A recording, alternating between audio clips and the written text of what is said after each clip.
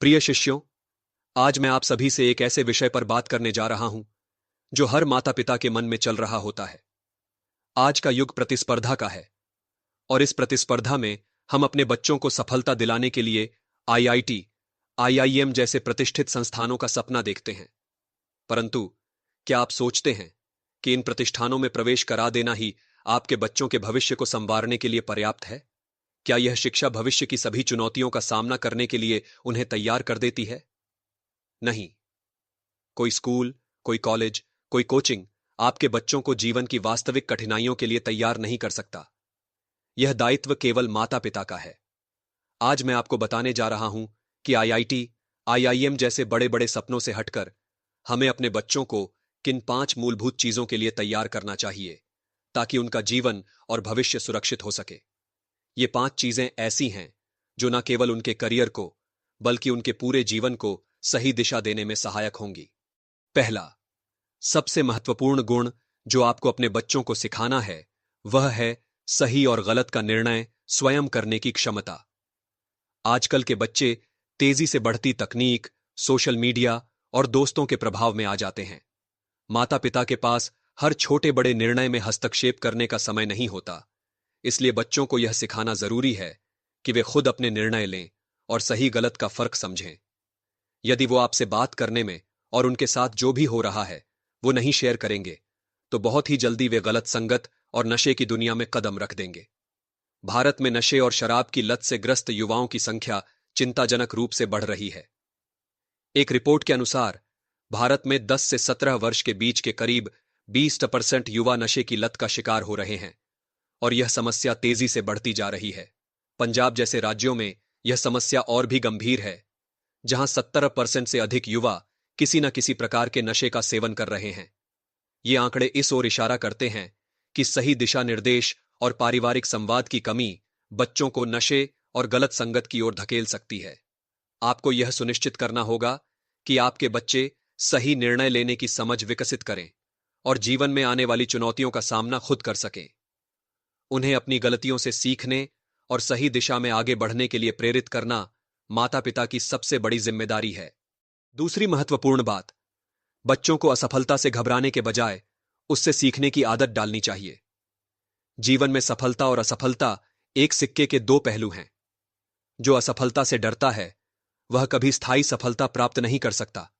आज के समय में युवाओं पर शिक्षा, करियर और समाज से जुड़े दबाव इतने अधिक हो गए हैं कि असफलता का सामना करने पर वे निराशा और अवसाद में डूब जाते हैं। भारत में यह समस्या अत्यधिक गंभीर हो गई है। 2021 में ही देश भर में 13,000 से अधिक छात्रों ने आत्महत्या की और इनमें से कई मामले परीक्षा या करियर असफलताओं से जुड़े थे। बेंगलुरु, जिसे अब सुसाइड कैपिटल ऑफ इंडिया कहा जाता है, में आत्महत्या के मामलों में वृद्धि हो रही है। हाल ही में एक इंजीनियरिंग छात्र ने इस वजह से आत्महत्या कर ली क्योंकि वह अपने करियर की उम्मीदों पर खरा नहीं उतर पा रहा था। ऐसे कई उदाहरण हमारे सामने हैं जहां असफलताओं ने युवाओं को आत्महत्या की ओर धकेला है। हमें बच्चों को यह सिखाने की जरूरत है कि असफलता कोई अंत नहीं है बल्कि एक नई शुरुआत है। यह समझाना जरूरी है कि जीवन में असफलताएं आती हैं लेकिन वे हमें कुछ नया सिखाती हैं। माता पिता को यह सुनिश्चित करना चाहिए कि उनके बच्चे असफलता से टूटने के बजाय उससे सीखकर आगे बढ़ें। जीवन अनमोल है और समस्याएं सिर्फ एक चुनौती है जिन्हें समय और मेहनत से हल किया जा सकता है। आज के समय में धर्म के नाम पर बच्चों और युवाओं का ब्रेन वॉश करना एक गंभीर समस्या बन चुकी है। कई संगठन और विचारधाराएं युवाओं को कट्टरपंथ की ओर आकर्षित कर रही हैं, जिससे उनका भविष्य और जीवन बर्बाद हो रहा है। धार्मिक कट्टरपंथ से बच्चों को दूर रखना माता पिता की एक अत्यंत महत्वपूर्ण जिम्मेदारी है। उन्हें धर्म का सही अर्थ और मानवता का पाठ सिखाना आवश्यक है। भारत में युवाओं को कट्टरपंथी विचारधाराओं से प्रभावित करने के मामले तेजी से बढ़ रहे हैं। एक रिपोर्ट के अनुसार देश में 15 से 25 वर्ष की आयु के लाखों युवा विभिन्न कट्टरपंथी समूहों और विचारधाराओं के प्रभाव में आ रहे हैं और इनमें से कई अपने जीवन को खतरे में डाल चुके हैं।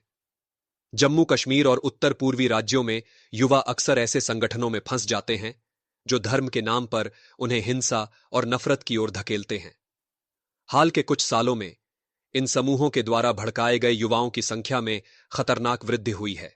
माता पिता को अपने बच्चों को यह समझाना होगा कि धर्म केवल पूजा या किसी विशेष विचारधारा का पालन करने का माध्यम नहीं है, बल्कि इसका उद्देश्य नैतिकता और मानवता को समझना है।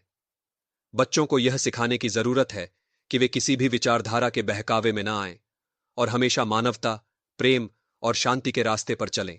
आज के युवा अक्सर तेज रफ्तार गाड़ी चलाने को साहस और शान की बात समझते हैं। यह उनके जीवन के साथ खिलवाड़ करने के समान है। माता पिता का यह दायित्व है कि वे अपने बच्चों को यह सिखाएं कि तेज रफ्तार से गाड़ी चलाना या बिना लाइसेंस के गाड़ी चलाना न केवल उनके जीवन के लिए खतरा है, बल्कि यह अन्य लोगों की जान को भी जोखिम में डालता है। भारत में सड़क दुर्घटनाओं की एक प्रमुख वजह तेज रफ्तार है। 2021 में सड़क परिवहन मंत्रालय के अनुसार 1,55,000 से अधिक लोग सड़क दुर्घटनाओं में मारे गए, जिनमें से 60% से अधिक दुर्घटनाएं तेज रफ्तार के कारण हुईं। इसके अलावा हर साल हजारों नाबालिग बच्चे बिना लाइसेंस के वाहन चलाते हुए दुर्घटनाओं का शिकार हो जाते हैं। 2020 में करीब 10,000 नाबालिग बच्चों की मौत सिर्फ बिना लाइसेंस और तेज रफ्तार के कारण हुई थी। हाल के उदाहरणों में कई युवा अपनी जान गंवा चुके हैं क्योंकि वे अपने दोस्तों के साथ तेज रफ्तार में गाड़ी चला रहे थे। माता पिता को यह सुनिश्चित करना चाहिए कि उनके बच्चे यह समझें कि गाड़ी चलाना एक जिम्मेदारी है, न कि कोई रोमांचक खेल।